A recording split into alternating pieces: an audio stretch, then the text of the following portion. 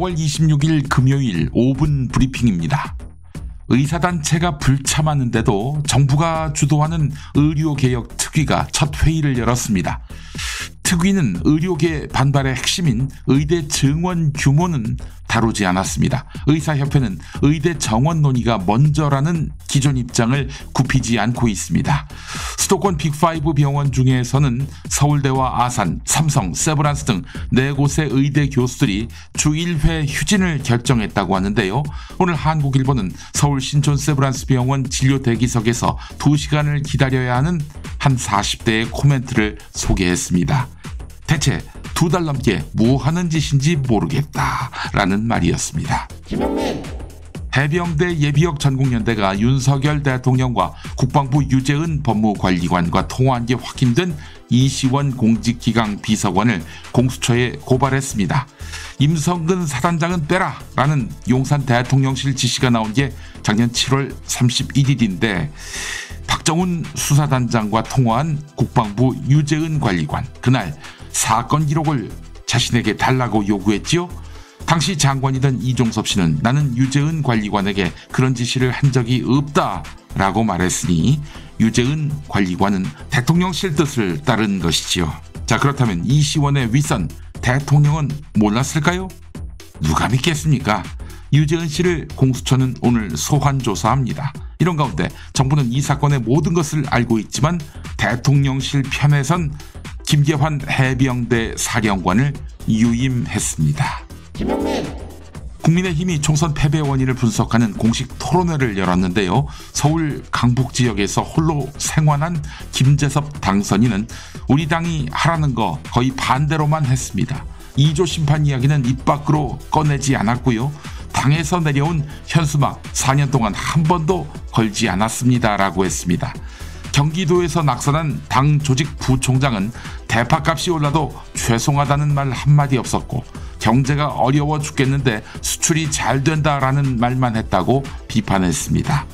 경포당, 경기도를 포기한 당, 사포당, 40대를 포기한 당에 대한 질타가 이어지는 가운데 친윤 이철규 의원이 원내대표가 될 조짐입니다. 김영민. 윤석열 대통령과 이재명 민주당 대표의 영수회담을 위한 2차 실무회동, 실무진의 이견이 좁혀지지 않았습니다. 그래서 본 회담 일자를 잡지 못했습니다. 이거 큰 기대를 걸 여지가 없습니다. 이런 가운데 민주당 이재명 대표는 어제 저녁 조국혁신당 조국 대표와 총선 이후 첫 만찬 회동을 가졌습니다. 2시간 반 동안 회동이 이어졌는데요. 양 당은 두 대표가 수시로 의제와 관계없이 자주 만나 허심탄회하게 대화하기로 했다며 22대 국회에서 법안과 정책을 협의하기로 했다라고 밝혔습니다. 서로 따뜻한 덕담이 오갔다고 하는데요. 여권을 압박하는 수단이 될 겁니다. 김영민. 유산 상속분을 법으로 보장하는 유류분 제도. 특정 상속인이 유산을 독차지 못하게 하는 장치인데 남처럼 살아온 가족이나 부모를 학대한 자식까지 유산을 나눠 가질 수 있는 근거가 되기도 합니다. 헌법재판소가 이 유류분 제도가 헌법에 어긋난다는 판단을 내렸습니다. 가수 구하라 씨의 경우 10년 넘게 연락을 끊고 살던 어머니가 돌연 딸의 유산을 나눠달라고 하더니 일부를 가져갔지요. 이거 참 부적절합니다. 국민 감정을 담은 헌재 판결이 나온 것이다. 이렇게 봐야 하겠지요.